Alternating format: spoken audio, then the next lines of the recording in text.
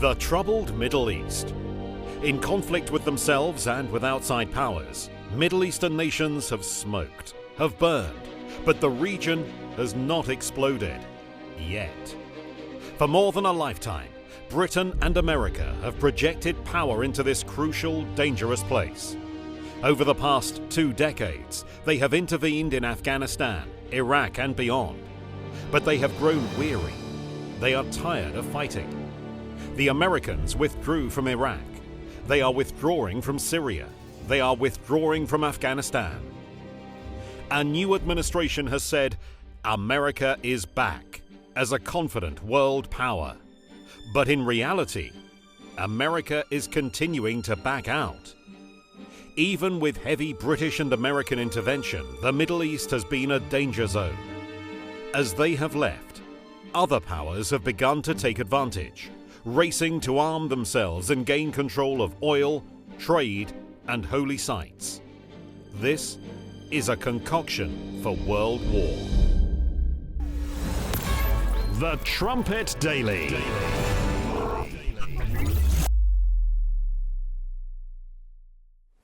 Hello everyone and welcome back to the program. In December 2018, U.S. President Donald Trump announced that all U.S. forces will be withdrawn from Syria. In a video released on Twitter, Mr. Trump declared victory over the Islamic State and as a result has determined to evacuate the 2,000 ground forces currently inside Syrian territory. We have won against ISIS. We've beaten them and we've beaten them badly. We've taken back the land and now it's time for our troops to come back home. Now we've won. It's time to come back. That's the president from December, and we don't know the timetable exactly yet, but that's the decision, and he's faced quite a lot of criticism at home and abroad. People that say that this is a terrible decision, that it just clears the way for forces in the region already, Iran, Russia, Turkey, as Carolyn Glick, she's the Israeli commentator, now politician. She says this is a disaster. President Trump is giving a huge victory to Iran, Russia, and Turkey, and imperiling Israel, the Kurds, and Jordan. Channel 10 in Israel reported that Prime Minister Netanyahu was pleading with the President Trump, to not make this decision for the same reasons that Ms. Glick brought out in that tweet. It represents a huge victory for Iran. The United States leaving, and who fills the power void? Well, she alluded to it there in that tweet, but we've been talking about this since the mid-1990s, that what the U.S. did in Iraq, in Syria, or in Afghanistan, in fact, we were clearing the way for Iran to dominate, for the Islamic State of Iran to dominate.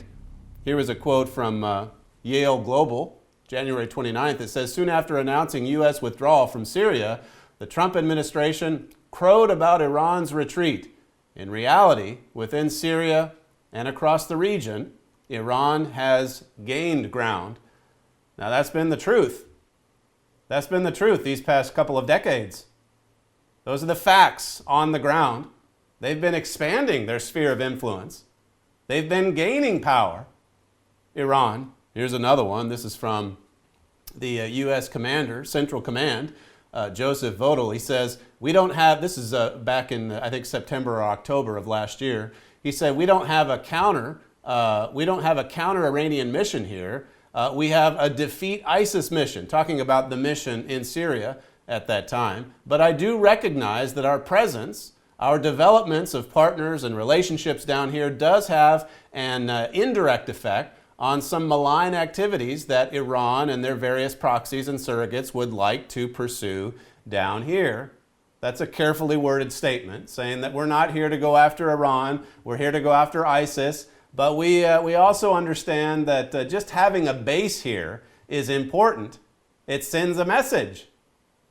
And the place that base was situated, right there at the Syrian-Iraqi border, it was right in the way of this passageway that goes from Iran all the way through to the Mediterranean Sea.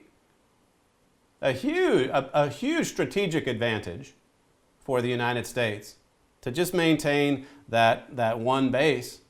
But now we're moving out. President Trump, by the way, in a cabinet meeting earlier this year, it was just kind of an offhanded comment, but he talked about we don't want to be there anymore. We don't want to be in Syria. We can basically just let Iran do what it wants. Well, it will do what it wants.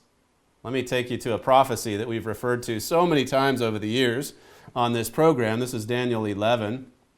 And in verse 40, it says, "And at the time of the end shall the king of the south push at him, and the king of the north shall come against him like a whirlwind, with chariots and with horsemen and with many ships, and he shall enter into the countries and shall overflow and pass over." As I say, we've identified Iran as the king, the prophesied king of the south for more than 20 years, for going on 25 years. This is our wonderful little booklet, The King of the South. We haven't offered this on the program very often, but it's such an important booklet, and it impacts so many other prophecies as well. This clash spoken of here in Daniel 11 and verse 40. Who's the king of the south? Who's the king of the north? Well, you can have them identified for you in this wonderful little booklet. Make sure that you request this free booklet today, The King of the South. Also, Jerusalem in Prophecy. So much of what happens in the Middle East, it all revolves around Jerusalem. Jerusalem is like the powder keg that's going to set off worldwide conflagration, and soon, in the years just ahead of us. These two booklets, they're essential for your understanding of the Middle East today, for your understanding of the Middle East in prophecy, for you to get God's perspective with respect to the Middle East. So we've gone back and we've gone through this history. We've gone through these prophecies with our readers at the Trumpet magazine. You can subscribe to this free as well. But we've been talking about this for decades. And then when the war against terrorism started back in 2001, this is just following 9/11, we talked about how it was going to be a failed exercise just because the United States wasn't leading the coalition against the head of the snake. We went into Afghanistan, we went to Iraq, but we talked about the number one state sponsor of terrorism. And unless you confront that problem, unless you confront that menace, the problems of terrorism, state-sponsored terror, they're not going to go away. Well, that's what we were saying back in 2001. And look at the region today. So much has happened over the past 18 or 19 years. And we were saying, of course, even before 9/11, as I say, back to the mid-1990s, my father identified the state of Iran as the prophesied king of the south. This is, as your Bible says, this is the king that's going to push at the European power to the north. It's going to aggressively push with this threat of terrorism and other threats. And eventually it's going to lead to a spectacular clash. Just one more prophecy here quickly. This is over in the book of Hosea. Again, just one verse, and a verse that if you read the Trumpet often, you're familiar with it. This is Hosea 5 and verse 13. It says, "When Ephraim saw his sickness and Judah saw his wound, then went Ephraim to the Assyrian and sent to King Jareb, yet could he not heal you nor cure you of your wound." This talks about the sickness that we see in our nations and how that you're reaching out to traditional enemies. That's what we're doing today. Withdrawing, trying to seek help from nations that we fought against in world wars. Here again, some of our booklets, the United States and Britain in Prophecy, that comes to mind as well. If you want to know the identity of our nations, the identity of Middle Eastern nations or European nations in prophecy, it's really not that hard to figure out. You can prove this for yourself if you're just willing to put in a little bit of time and study. But you look at these earth-shaking prophecies like Daniel 11 and verse 40, which we read, the United States and Britain, they're not mentioned in that clash. The Psalm 83 alliance, that's discussed in the King of the South booklet. The United States, Britain, we're not mentioned in that alliance either. So here are some prophecies. We are mentioned in prophecy, for sure, but here are some major clashes, and you see the United States and Britain, they're absent, they're not there. So do you think it's significant as you look at what's happening in Syria? And after the break, we'll talk about Afghanistan. We'll talk about Iraq as well. It's the same trend right across the region. As the U.S. pulls out, you've got to be watching. You've got to be watching for those powers that are entering in to fill that vacuum. As I say, our booklets will really help you in your study. And you'll see how that even the withdrawal, even that is prophesied. But it's a frightening mixture when you look at some of the powers that are already rushing to fill that void. Make sure, as I say, that you contact our operators and request the King of the South, Jerusalem in Prophecy, and then this is our monthly magazine, the Trumpet magazine, and this will keep you right up to date with what's happening in the Middle East, in Europe, all over the world. Major prophecies being fulfilled. We'll be right back. The Trumpet Daily.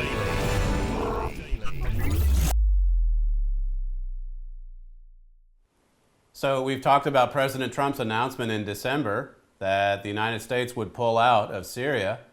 And then you come to January of this year and you read about these discussions that the United States representatives are having with Taliban officials in Afghanistan. This was reported in the New York Times late January. It says American and Taliban officials have agreed in principle to the framework of a deal in which the insurgents would guarantee Afghan territory is never used by terrorists, which could lead to a full pullout of American troops. So these are some of the terms of the agreement, that the U.S. would pull out and that the Taliban would agree to never let that region turn into a safe haven for terrorists.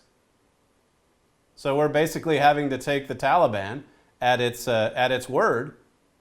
Carrying on this same article, it says, to many analysts of the Afghanistan conflict, the details that have emerged so far in discussions with the Taliban suggested an American desperation for a withdrawal from a war regarded as unwinnable. Think about that. We're talking about the United States of America, the greatest superpower that this world has ever seen, and they're seeing the Afghanistan effort, they're seeing the Afghanistan war against the Taliban as an unwinnable war, and that they're desperate to withdraw. It says, rather than patience for a comprehensive peace deal that could ensure some of the most basic values of Americans have emphasized in their 18-year presence in the country. So we're desperate. U.S. officials are desperate to make a deal. 18 years. 18 years. Afghanistan was the first nation that the United States entered into following 9/11. And nearly $1 trillion later, after sacrificing the lives of 2,000 U.S. soldiers, we're desperate to get out of a situation that we see as, well, it's unwinnable. It can't be won. Now, if you've followed us for very long, if you've read our material, then a number of prophecies should spring to mind. Prophecies in the United States and Britain in prophecy. Coming from Herbert Armstrong. If I have time later, I'll play a clip where he said that we've won our last war. You can read more about that in our other booklet. He was right. We have a lot that we can offer you. This story, though, it just continues on into February now. It says the Taliban has named a 14-member team of negotiators, including 5 former Guantanamo Bay inmates and a high-profile jailed leader, for the second round of talks with the United States. So the U.S. had the first round of talks in January, and then the Taliban announced that for the second round of talks, that part of their team, it would include the 5 Taliban fighters who were once in U.S. custody at Guantanamo Bay. These are 5 dangerous terrorists.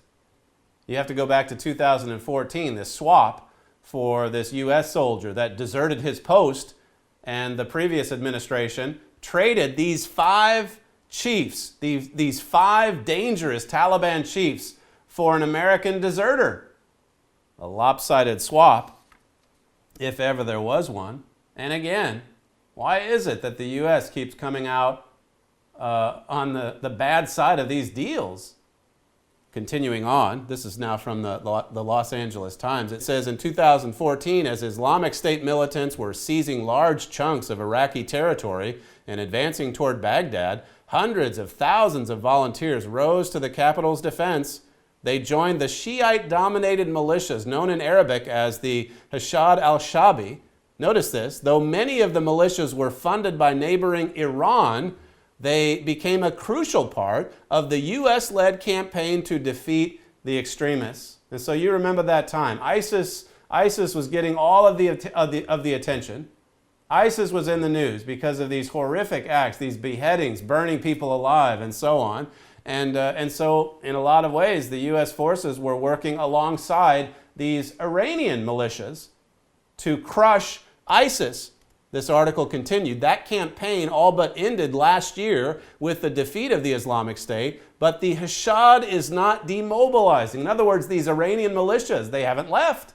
They stayed right there. Instead, the militias have transformed themselves into a potent government institution, political entity, and economic player whose strong ties to Iran are likely to complicate U.S.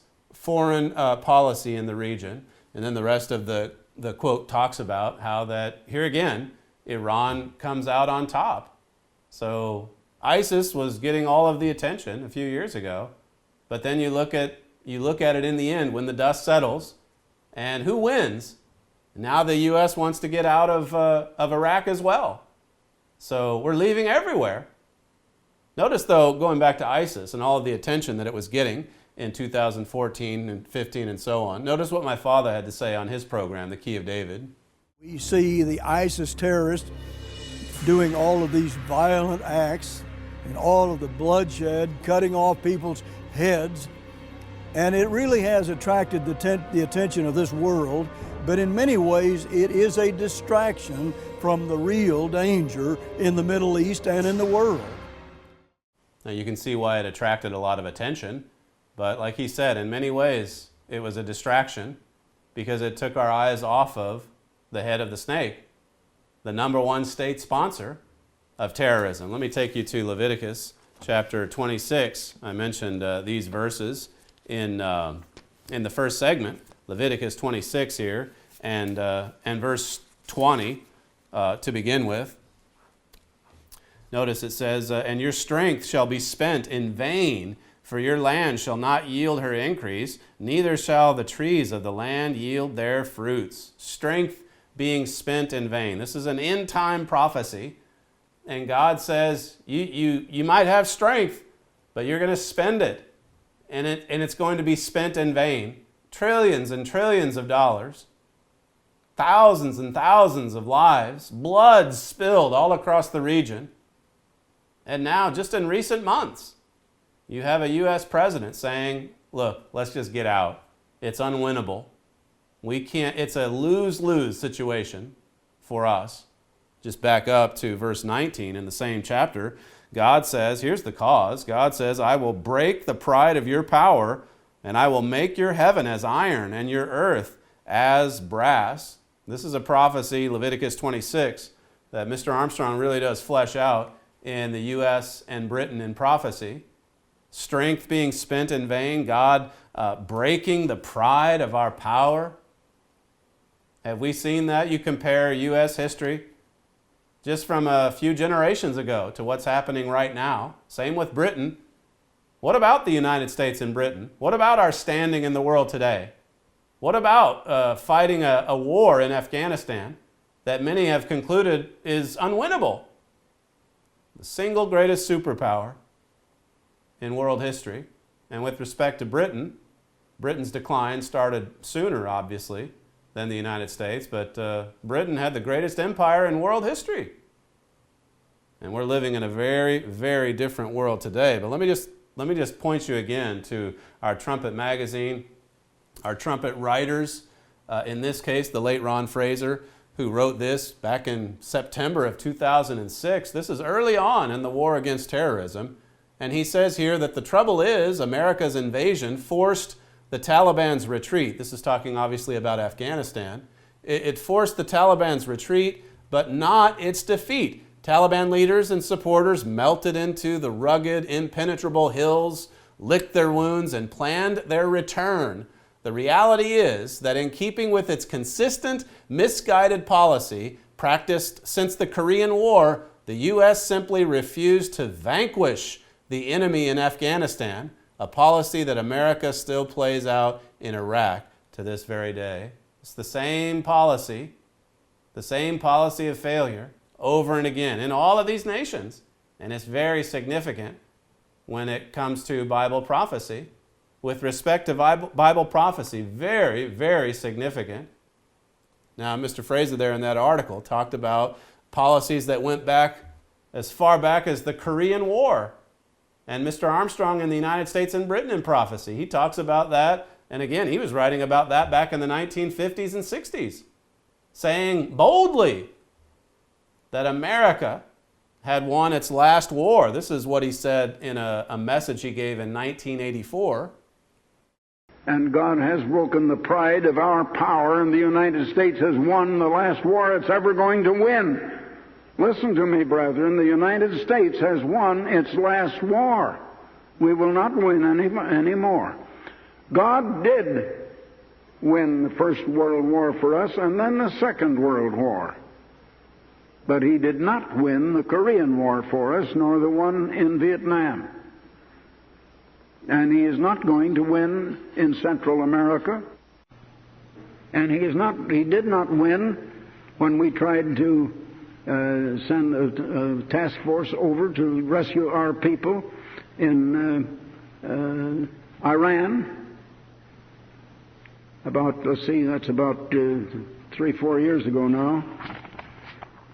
They met a terrible defeat. Some pretty recent history. History from just the past century. What has happened? Following World War II, here for the longest time, several decades, it was the United States, the superpower that maintained global order. And now we see the world really unraveling. We see regions in this world going up in flames.